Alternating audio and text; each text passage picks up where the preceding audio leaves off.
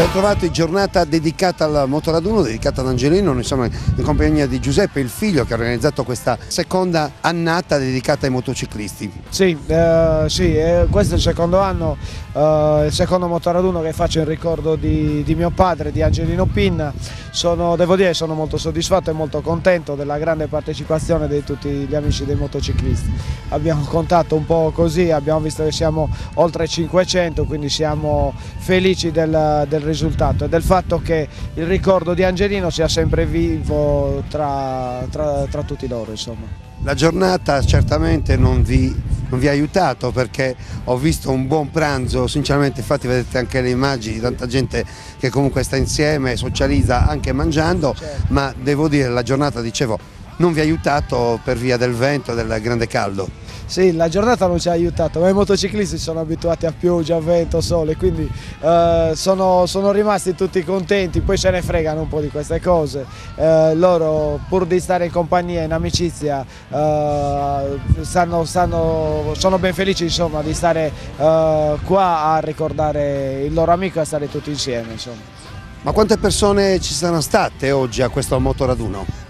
Beh, noi i dati certi sono quelli delle casse, diciamo così. Noi avevamo oltre 400 iscritti, poi ne abbiamo oltre circa 60 più o meno che entrano così perché sono dei collaboratori, poi abbiamo altre 30 persone della cooperativa, quindi penso che sia stato un numero intorno alle 500 persone. Quindi per noi è un gran bel risultato, insomma.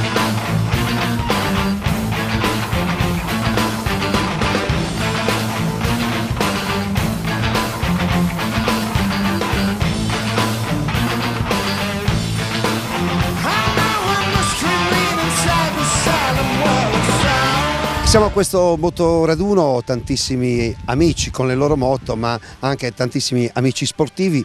In mia compagnia Salvatore Podiche. Ciao Salvatore. Ciao, come stai? Tutto abbastanza bene, insomma, una grande giornata quella di oggi, molto calda, ma Arcieri, Torres, Sassari non potevano mancare in occasione di questa giornata dedicata poi ad Angelino. Certamente, oltre che come Arcieri, noi rappresentiamo oggi gli Arcieri Torres, come l'abbiamo già presentati l'anno scorso.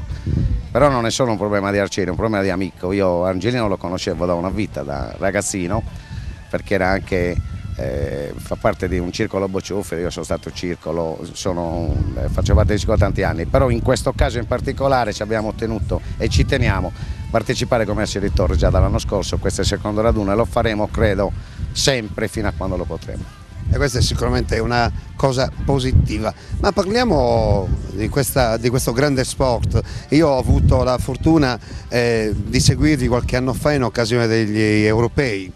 Sì, certo, nel 2004 noi abbiamo organizzato gli europei a Sassari ed è stata la partecipazione più partecipata, scusate il pisticcio di parole, però c'è stata una grossa affluenza d'Europa appunto per quei campionati. È stato un grande successo grazie agli Arcieri Torres, grazie al nostro presidente Bruno De Rudas, grazie a Paolo che è il nostro vicepresidente nazionale nonché mio fratello, e grazie a tutti noi che partecipiamo, diamo una mano e alle manifestazioni ci teniamo.